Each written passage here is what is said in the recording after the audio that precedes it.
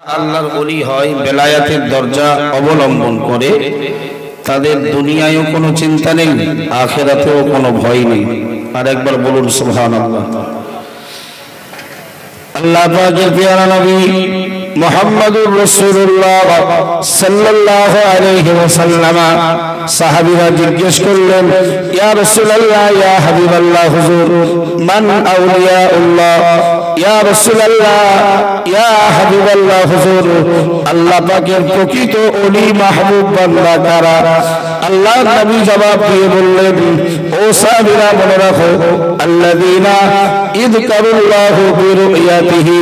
প্রিয় নবী মুহাম্মদুর রাসূলুল্লাহ সাল্লাল্লাহু আলাইহি ওয়াসাল্লাম সাহাবীদের প্রশ্নের জবাব দিয়ে বললেন, ও সাহাবীরা মনে রাখো, যে মানুষগুলোকে দেখলে, যে মানুষগুলোর চলাফেরা লক্ষ্য করলে আল্লাহর কথা স্মরণ হয়ে যায়, ওই মানুষগুলো হলো আল্লাহ পাকের ওলি বান্দা।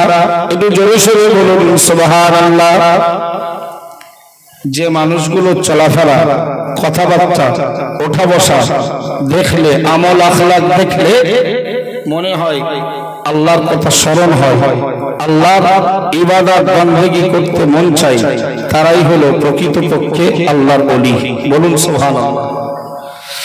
আল্লাহ পাকের প্রিয় নবী মুহাম্মদুর রাসূলুল্লাহ সাল্লাল্লাহু আলাইহি ওয়াসাল্লাম হুজুরের প্রাণপ্রিয় সাহাবী, মুসলিম জানের দ্বিতীয় খলিফা হযরত ওমর ফারুক রাদিয়াল্লাহু তাআলা আনহু এই আয়াতের তাফসীরে বলেছেন, ও বান্দা মনে রাখো, আল্লাহর নবী মুহাম্মদুর রাসূলুল্লাহ সাল্লাল্লাহু আলাইহি ওয়াসাল্লামকে আমি ওমর বর্ণনা করতে শুনেছি, ইন্না মিন ইবাদিল্লাহি ইবাদান, আল্লাহর বান্দাদের ভিতরে আল্লাহর একদল বান্দা কিয়ামতের মহাময়দানে দণ্ডায়মান হবে, মা হুম বিআম্বিয়া ওয়ালা শুহাদা।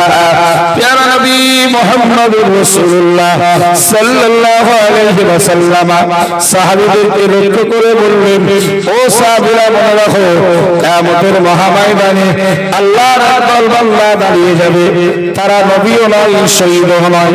ও আমার সাহাবীরা মনে রাখো, তাকবীতুহুমুল আম্বিয়া ওয়াস শুহাদা লিমাকানিহিম মিনাল্লাহি তাআলা। আল্লাহ পাকের নবী বললেন, ওই মানুষগুলো কিয়ামতের মহাময়দানে আল্লাহর কাছে তাদের সম্মান দেখে নবী আর শহীদানরা তারা আশ্চর্য হয়ে যাবে। একটু জোরে বলুন সুবহানাল্লাহ। একদল মানুষ কিয়ামতে দাঁড়াবে, তারা নবীও নয়, আবার শহীদও নয়, কিন্তু নবী এবং শহীদানরা আল্লাহর কাছে তাদের মর্যাদা, তাদের সম্মান ইজ্জত দেখে বলবে যে এরা আবার কারা, এদের এত মান সম্মান ইজ্জত বেশি কেন? সুবহানাল্লাহ। আল্লাহ পাকের নবী সাহাবীরা বললেন, ইয়া রাসূলুল্লাহ, হাবিবাল্লাহ, খাবিরনা মান হু ওয়া মা আমালুহু। আল্লাহ নবী সাহাবীরা বললেন, ইয়া রাসূলুল্লাহ, ইয়া হাবিবাল্লাহ, হুজুর আপনি আমাদেরকে বলে দিন ওই মানুষগুলো কারা, ওয়া আমালুহু, এবং তাদের আমলগুলো কি? আল্লাহ নবী সাহাবীরা বললেন, ইয়া রাসূলুল্লাহ, হাবিবাল্লাহ, আমরা ওই মানুষগুলো চিহ্নিত করব, ফালা আল্লানা, এবং আমরাও ওই আল্লাহর বান্দাগুলোকে ভালোবেসে ফেলবো। একটু জোরে বলুন সুবহানাল্লাহ। একটু তাদের নিদর্শন, তাদের কাজগুলো, আমালগুলো হুজুর একটু বর্ণনা করুন, যাতে আমরা সাহাবীরাও ওই মানুষগুলোকে ভালোবাসতে পারি। বলুন সুবহানাল্লাহ।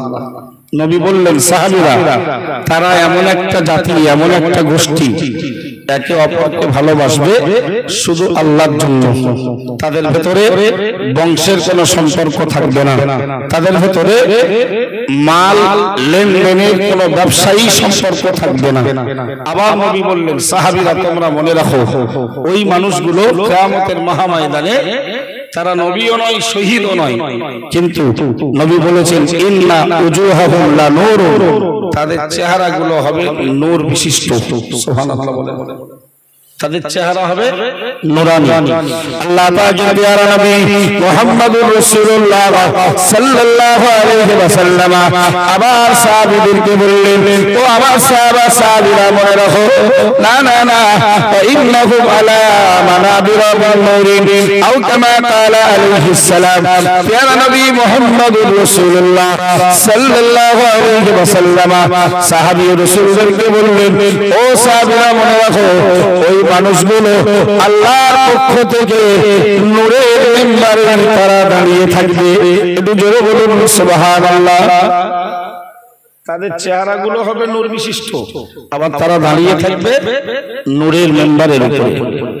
আল্লাহ নবী বললেন, সাহাবীরা ইদা খাফান নাসু ওয়ালা ইয়াখাফুন, সমস্ত মানব জাতি ভয়ে ভীতস্ত হয়ে পড়বে কিন্তু তারা ভয় পাবে না। আবার নবী বললেন, ওয়ালা ইয়াহজানুনা ইদা হাজিনান নাসু, সমস্ত মানব জাতি তারা চিন্তাগ্রস্ত হয়ে পড়বে কিন্তু ওই বান্দাগুলো, আল্লাহর ওই বান্দাগুলো, ওই প্রিয় মাহবুব বান্দাগুলো, তারা একটু কিয়ামতের ব্যাপারে চিন্তিত হবে না। সুবহানাল্লাহ। এরাই হলো প্রকৃতপক্ষে আল্লাহ পাকের ওলি এবং মাহবুব বান্দা। সুবহানাল্লাহ। আমরা পীর ওলি বিশ্বাস করি, হাক্কানি ওলি পীরদেরকে আমরা সম্মান করি, ইজ্জত করি। যারা দুনিয়া থেকে বিদায় নিয়েছে আমরা তাদের মাজার জিয়ারত করি। কথা ঠিক না ভুল? কারণ তারা আল্লাহর কাছে পছন্দের পাত্র। তারা দুনিয়া থেকে চলে গেছেন কিন্তু তাদের মান সম্মান খ্যাতি আল্লাহ পৃথিবীতে ছড়িয়ে দিয়েছেন। বলুন সুবহানাল্লাহ।